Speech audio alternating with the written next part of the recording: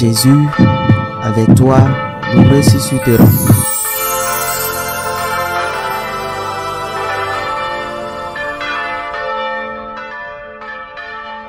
Ressuscité le matin, le premier jour de la semaine, Jésus apparut d'abord à Marie-Madeleine, de laquelle il avait expulsé 7 démons.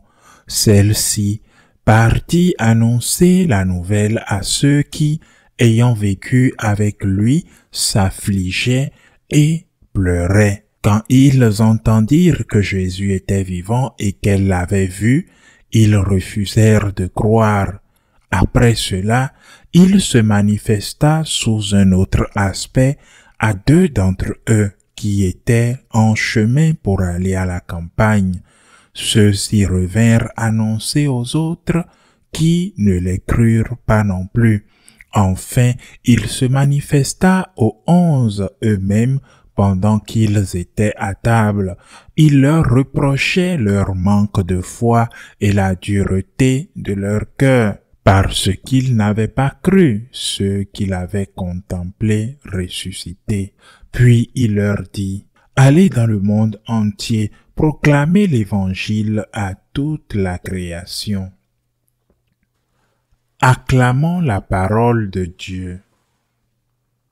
Nous sommes dans les derniers jours de l'octave de Pâques qui se termine demain dimanche. Deuxième dimanche de Pâques, jour de la divine miséricorde. Aujourd'hui, samedi, nous avons dans nos cœurs les funérailles que nous célébrons dans quelques heures. Nous célébrons cette messe très tôt car nous voulons être présents aux funérailles qui auront lieu à la place Saint-Pierre au Vatican pour le repos de l'âme de notre pape François. Il faut se rendre compte en lisant cet évangile que les apôtres n'étaient pas enclins à croire à la résurrection. L'évangéliste insiste sur le fait qu'il ne donne pas de crédit à Marie-Madeleine, ni à ses 2 disciples qui marchaient vers Emmaüs. La résurrection n'est pas une invention des apôtres, ce n'est pas une invention pour honorer le nom du crucifié ou pour organiser une nouvelle religion qui leur permettrait d'être au sommet et de bien vivre, de jouir de la révérence et de l'aumône des fidèles. Non, personne n'invente un mensonge pour finir égorgé vif comme Saint Barthélemy, ou crucifié à tête bas comme Saint Pierre. Non seulement ils n'avaient pas cru à la promesse de Jésus, mais ils n'avaient même pas cru au témoignage de ceux qui leur avaient dit l'avoir vu jusqu'à ce qu'il leur apparaisse. Ce qui est raconté dans ce bref récit, l'évangile de Saint Marc. Mais le plus intéressant est ce qui vient à la fin. Jésus ressuscité leur dit: allez dans le monde entier et proclamez l'évangile à toute la création. C'est l'apôtre Saint Jacques, fils de Zébédée, qui interpréta littéralement ces paroles et entreprit le voyage vers ce qui était considéré comme Finistère, le bout de la terre qui se trouvait dans ce que nous appelons aujourd'hui la Galice, qui faisait partie de l'Hispanie romaine. Allez dans le monde entier, proclamer l'évangile à toute la création, à tous les êtres humains, et aussi à la nature, parce que Saint François d'Assise et Saint Antoine de Padoue ont prêché aux animaux, c'est-à-dire aussi à ceux qui ne sont pas rationnels.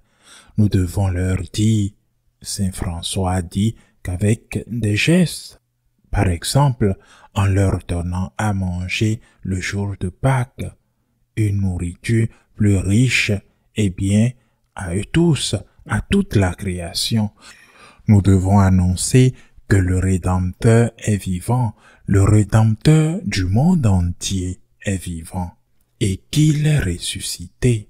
Mais le mot le plus significatif est peut-être celui qui signifie proclamer l'Évangile, qui est dit dans l'Évangile d'aujourd'hui. Lorsque nous entendons le mot évangile, nous pensons immédiatement aux 4 évangiles, l'évangile de Saint Matthieu, de Saint Marc, de Saint Luc et de Saint Jean, c'est-à-dire les récits qui contiennent la vie, les enseignements, la mort et la résurrection de notre Seigneur Jésus-Christ. Mais le mot évangile signifie bonne nouvelle. Et les érudits bibliques s'accordent à dire que la première chose qui a été annoncée et que ces petites histoires ont été écrites, qui ont un sens en elles-mêmes, une signification en elles-mêmes, qui ne sont pas des phrases vagues, ce qu'on appelle des péricopes, la première chose qui a été écrite, qui a été annoncée, c'était l'histoire. Et l'histoire de la résurrection était liée naturellement.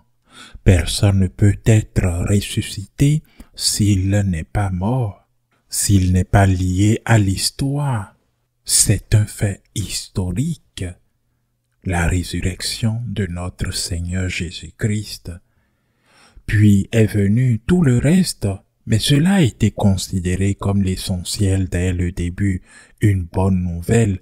Mais quelle est la bonne nouvelle? La bonne nouvelle est que le Christ est ressuscité. La bonne nouvelle est que le Christ, avant de ressusciter, devait mourir.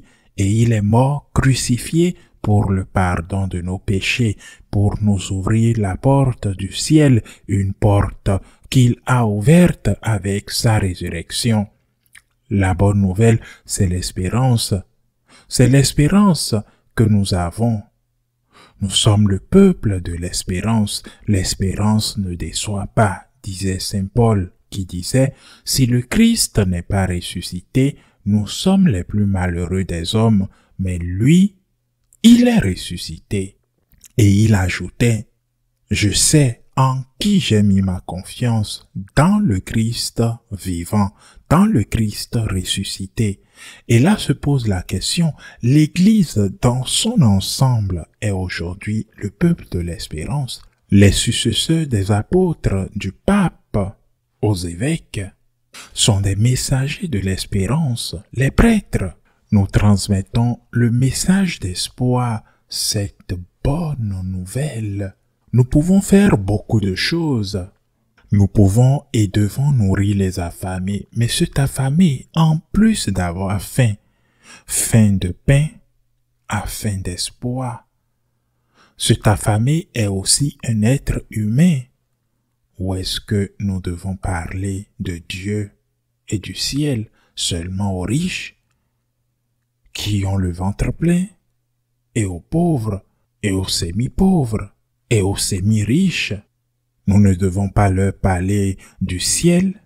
Quelle église avons-nous faite? Une église sociale, une église compatissante, solidaire, généreuse, mais une église qui ne prêche plus ce que le Christ lui a confié de prêcher, car pour cela, il nous a constitués et nous a créés. Jésus-Christ nous a fondés pour parler de Dieu, pour combler la faim de Dieu que tous les êtres humains, riches ou pauvres, bien sûr, en attendant, nous devons nourrir les affamés, car sans cela, cette personne affamée n'aura pas beaucoup de temps pour penser au paradis, car tout ce à quoi elle pensera, c'est qu'elle a une faim de loup.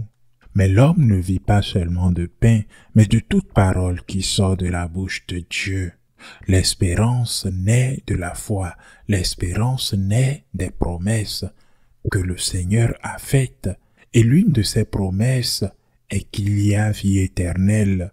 Nous avons besoin d'espoir, sans elle, nous ne pouvons pas combattre, nous ne pouvons pas vivre.